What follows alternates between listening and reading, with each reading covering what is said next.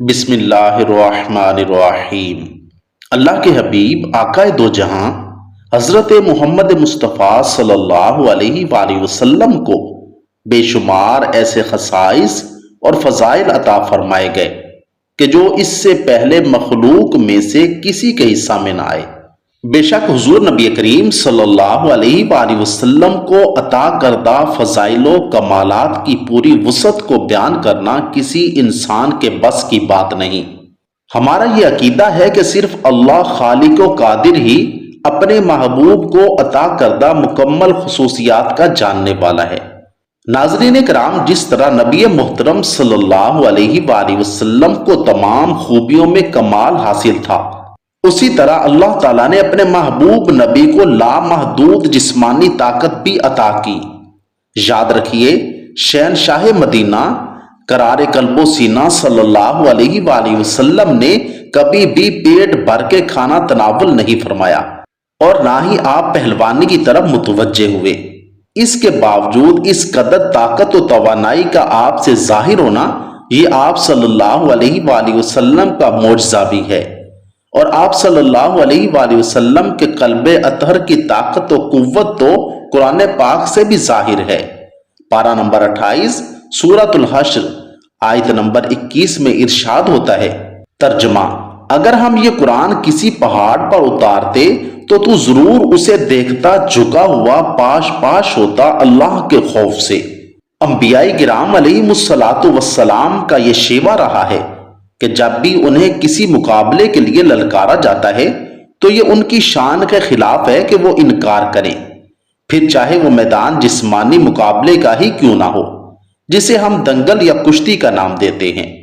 عربوں میں پہلوانی کا بہت رواج تھا اور دنیا کے نامی گرامی پہلوان عرب سے تھے، اور مختلف موقعوں پر دنگل کے لیے میدان سجتے رہتے تھے۔ مستند کتابوں میں ایسے دو مشہور واقعات پیش کیے گئے ہیں جب ہمارے نبی کریم صلی اللہ علیہ وآلہ وسلم محبوب رب کائنات حضرت محمد مصطفیٰ صلی اللہ علیہ وآلہ وسلم کو کسی نے دنگل یا کشتی یا پہلوانی کے لیے للکارا۔ سب سے پہلے اور مشہور واقعہ رکانہ بن عبد یزید کا ہے۔ رکانہ پورے عرب کا مشہور خوبصورت پہلوان تھا۔ یہ ایک نامی گرامی پہلوان تھا اور پوری دنیا میں پہلوانی کے مقابلے کے لیے جایا کرتا تھا۔ مکہ میں رکانہ مشہور تھا کہ پورے مکہ میں کوئی ایسا شخص نہیں ہے کہ جسے رکانہ پہلی ہی بار میں ایک ہی داؤ میں پٹخ نہ دے، اور جب رکانہ کسی کو پٹخ دیتا تھا تو وہ دوبارہ اٹھنے کے قابل نہ رہتا تھا۔ ایک دن ابو جہل اپنے کچھ ساتھیوں کو لے کر رکانہ کے پاس گیا اور اسے اپنے گھر کھانے کی دعوت پر بلایا۔ رکانہ جب ابو جہل کے گھر دعوت پر آیا تو اس کی خوب آؤ بھگت کی گئی، اور ابو جہل اپنے دوستوں کے ساتھ مل کر رکانہ کو اکسانے لگا، محمد بن عبداللہ نے ایک نیا دین پیش کیا ہے جس کی تبلیغ سے وہ باز نہیں آ رہے، کیا تم اس بارے میں کچھ کر سکتے ہو؟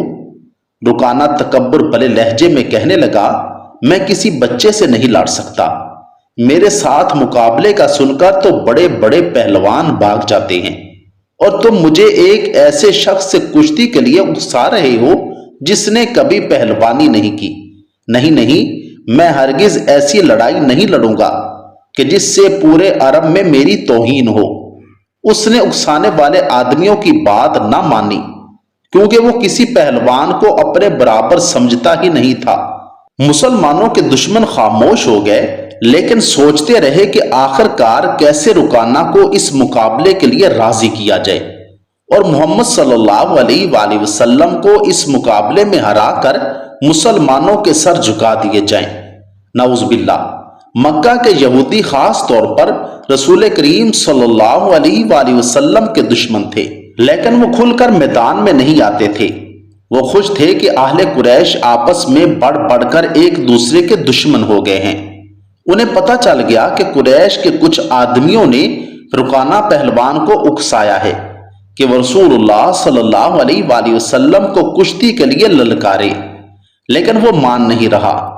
ایک روز رکانہ رات کے وقت ایک گلی سے گزر رہا تھا کہ اس کے قریب سے ایک بڑی حسین و جمیل جوان لڑکی گزری۔ چاندنی رات میں لڑکی نے رکانہ کو پہچان لیا اور مسکرائی۔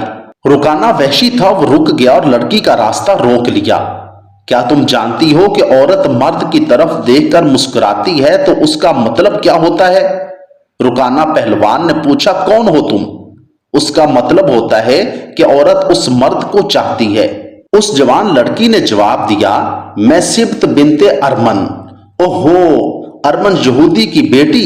रुकाना ने कहा और लड़की के कंधों पर हाथ रखकर उसे अपने करीब करके बोला, क्या मेरा जिस्म तुझे इतना अच्छा लगता है? और क्या मेरी ताकत? तुम्हारी ताकत ने मुझे मानूस कर दिया है, सिब्त ने हटते हुए कहा। लेकिन तुम तो मुसलमानों के नबी मोहम्मद सल्लल्लाहु अलैहि वसल्लम के नाम से डरते हो। कौन कहता है? रुकाना ने गरज कर पूछा।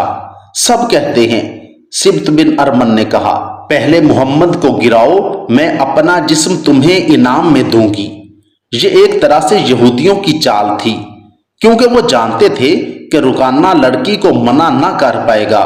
खैर, रुकाना उस खूबसूरत हसीना से कहने लगा, मुझे लात और उज्जा की कसम, अब मैं मोहम्मद सल्लल्लाहु अलैहि वसल्लम को हरा कर ही तुम्हारे पास आऊंगा। इब्ने हशाम, अलामा इब्नुल असीर और इमाम ज़रकानी रहमतुल्लाह अलैह लिखते हैं कि रुकाना सीधा हजरत मोहम्मद मुस्तफ़ा सल्लल्लाहु अलैहि वसल्लम के पास पहुंचा और कहने लगा, मेरे बेटे, आप बड़े दिल और बड़ी जुर्रत वाले आदमी हो। मैं ये भी जानता हूं कि तुम झूठ बोलने से नफरत करते हो, लेकिन मर्द की जुर्रत और सदाकत का पता अखाड़े में चलता है। आओ मेरे मुकाबले में अखाड़े में उतरो। अगर मुझे गिरा लो तो मैं आपको अल्लाह का भेजा हुआ नबी मान लूंगा। लात और उज्जा की कसम, इस्लाम कबूल कर लूंगा। लेकिन ये एक भतीजे और चचा की कुश्ती नहीं होगी। रसूल खुदा महबूब रब्बे कायनात सल्लल्लाहु अलैहि वसल्लम ने रुकाना की ललकार के जवाब में कहा, एक बुत परस्त और सच्चे दीन के पैगंबर की लड़ाई होगी। तू हार गया तो अपना वादा न भूल जाना। मक्का में यह खबर सहरा की आंधी की तरह फैल गई कि रुकाना पहलवान और हजरत मोहम्मद सल्लल्लाहु अलैहि वसल्लम की कुश्ती होगी, और जो हार जाएगा वो जीतने वाले का मजहब कबूल कर लेगा। कुरैश का बच्चा बच्चा, मर्दोजन और यहूदी हुजूम लेकर आ गए। अखाड़ा बच गया। नाजरीन किराम, मुसलमानों की तादाद उस वक्त कम थी, इसलिए वो तलवारों और बर्छियों से मुसल्ला होकर अखाड़े में पहुंच गए कि कहीं अगर कुफारे मक्का ने कोई साजिश की या मुकाबला में रुकावट डाली तो नबी मुकर्रम सल्लल्लाहु अलैहि वसल्लम के शाना बशाना खड़े हो जाएंगे। अरब का सबसे ज्यादा ताकतवर और वहशी पहलवान रुकाना बिन अब्द यजीद रसूलुल्लाह सल्लल्लाहु अलैहि वसल्लम के मुकाबले पर उतरा। उसने हुजूर अकरम पर तंजिया नजर डाली और आप पर थपकी कसी। आप मुकम्मल खामोशी और इत्मीनान से रुकाना की आंखों में आंखें डालकर देखते रहे कि वो बेखबरी में कोई दाव ना खेल जाए। रुकाना आपके इर्द गिर्द यूं घूमा और अपना दाव खेलने के लिए तैयार हुआ। कुफारे मक्का अल्लाह के रसूल और मुसलमानों पर आवाजें कस रहे हैं और मजाक उड़ा रहे हैं, जबकि मुसलमान खामोश थे। वो दिल ही दिल में अल्लाह को याद कर रहे थे। उन्होंने अपनी तलवारों के दस्तों पर हाथ रखे हुए थे। फिर न जाने क्या हुआ कि रसूल अकरम सल्लल्लाहु अलैहि वसल्लम ने क्या दाव खेला। इब्नुल असीर लिखते हैं कि आपने रुकाना को उठाकर जमीन पर पटक दिया। रुकाना जख्मी शेर की तरह उठा और गर्राकर आप पर हमला आविर हुआ। आपने फिर वही दाव खेला और उसे पटक दिया। वह उठा तो आपने उसे तीसरी बार पटका।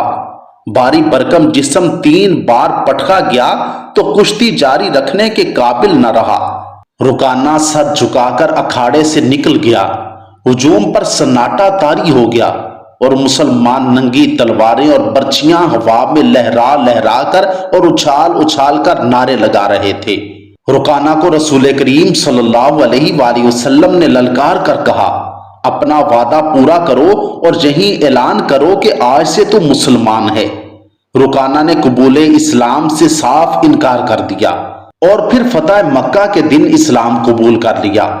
बाज मौरखीन ने लिखा है कि रुकाना ने कुश्ती वाले दिन ही इस्लाम कबूल कर लिया था और कहा था, जिस हस्ती ने मुझे हराया है ये कोई आम आदमी नहीं हो सकते। بے شک یہ اللہ ہی کے پیارے نبی ہیں۔ اسی طرح امام زرقانی رحمۃ اللہ علیہ بیان کرتے ہیں کہ ابو الاسود جمحی اتنا بڑا طاقتور پہلوان تھا کہ وہ ایک چمڑے پر بیٹھ جاتا تھا اور 10 پہلوان اس چمڑے کو کھینچتے تھے تاکہ وہ چمڑا اس کے نیچے سے نکل جائے، مگر وہ چمڑا پھٹ پھٹ کر ٹکڑے ٹکڑے ہو جانے کے باوجود اس کے نیچے سے نکل نہیں پاتا تھا۔ اس نے بھی بارگاہ اقدس صلی اللہ علیہ وآلہ وسلم میں آ کر یہ چیلنج دیا کہ اگر آپ صلی اللہ علیہ وآلہ وسلم مجھے کشتی میں پچھاڑ دیں تو میں مسلمان ہو جاؤں گا۔ حضور نبی کریم صلی اللہ علیہ وآلہ وسلم اس سے کشتی لڑنے کے لیے کھڑے ہو گئے اور اس کا ہاتھ پکڑتے ہی اس کو زمین پر پچھاڑ دیا۔ وہ آپ صلی اللہ علیہ وآلہ وسلم کی اس طاقت نبوت سے حیران ہو کر فوراً ہی مسلمان ہو گیا۔ اللہ کریم ہمیں اپنی اور اپنے پیارے حبیب صلی اللہ علیہ وآلہ وسلم کی سچی محبت عطا فرمائے اور بروز قیامت ہمارے حساب میں نرمی فرمائے۔ آمین ثم آمین۔